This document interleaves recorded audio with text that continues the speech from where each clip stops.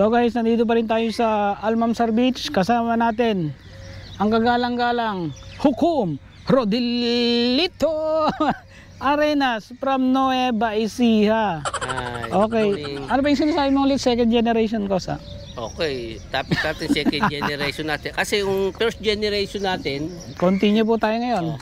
Kung naaalala nyo, ang first generation natin ay yung tinatawag nating si Ebat Adam. Yan ang first generation. Ebat Adam. Yan ang first generation natin, ng Ebat Adam. Oh. Ngayon dahil sa sobrang kasamaan ng tao, dahil nung pa man ay masama na ang tao, nilipo ng ating Panginoon ang tao sa pamamagitan ng baha. Ang natira lang doon ay ang isang pamilya ng ating nunong Jose. Nunong Noe. Yun nga yung gumawa ng bangka. Noe. Kaya ngayon tayong nabubuhay ngayon sa ngayon na itong generation ngayon nito. Second generation na tayo ngayon. Second generation na. Ito na ang lahi ni ating nunong Noe. Nonong, bakit mo tinatawag na nonong? Lolo, yung kasi tawag kasi doon eh. Ayan, yan. Second generation. Ngayon pa man sumasama pa rin na napanatili natin ang kasamaan ng first generation tsaka second generation, napapanatili pa natin ang kasamaan dahil sa mga kamunduhan. Maraming kamunduhan. Masasabi mo bang masama ka o mabuti? Ako, hindi ko masasabing mabuti ko. Mas more than is kasamaan ko. Till sinabi ko totoo kasi nga dahil na lang sa mga nakapaligid sa atin, sa akin, ganyan. Hindi kaya ikaw yung isa sa mga pumapaligid. Kaya sa ngayon, abangan na natin ang susunod na may pangalawa pa uli itong tinatawag na Judgment Day. Judgment Day. Ito na yung wala nang mabubuhay ni isa. Maliban sa bubuhayin ni Kristo na yung talaga maliligtas. Hindi kaya dapat nananampalataya kay Kristo na hanggang ngayon. Ako sa tingin ko napakarami mong alam sa history ng mundo at saka saka na rin yung kaisipan at kaalaman tungkol sa Biblia.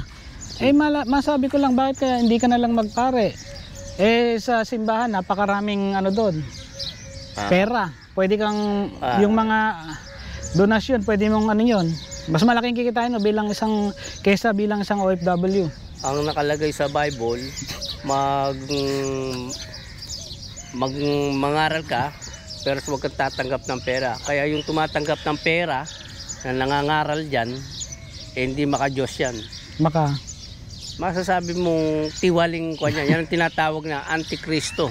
Ang mga tumatanggap ng pera. Hindi, pero galing naman sa donasyon ng ano yun. Sa lingguhang buwanan. Kung halimbawa yung bigyan ka ng pagkain, sabi natin bigyan ka ng pagkain, bigyan ka ng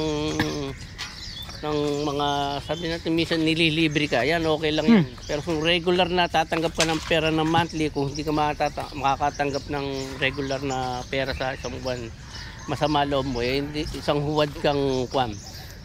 Hindi, kung halimbawa merong bumisita sa iyong tawag nito simbahan at nag-alay sa iyo ng manok, ganyan, bigas, ano po, hindi mo ba tatanggapin? Ayun na, tulad yung sinabi ko sa iyo, ang mga pagkain, okay yan. Medyo, basta wag lang pera na malaking suhol. Sa halimbawa yung manok at bigas na binigay sa iyo, okay lang yun, ibibenta mo yan para magkaroon ka ng pera. Wag, pagkain mo yan. Tapos kung tayo nung nakaraang panahon sa pamamagitan ng tubig ang pagpatay sa mga tao sa first generation, yun nga ang lahi ni Ebat ni Adam. Ito ngayon lahi natin ay papatayin sa pamamagitan ng apoy. Kaya mag-iingat-ingat ka sa sinasabi mo. Eto kasi meron nag-research kasi ako, meron akong nalaman sa iyo nung nandun ka pa sa Pinas.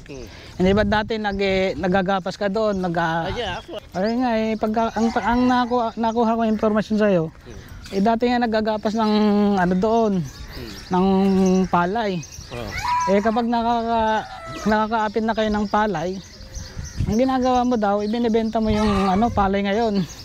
So pag nabenta mo na yung palay, naging bigas na, yung bigas binebenta mo. Totoo ba yan?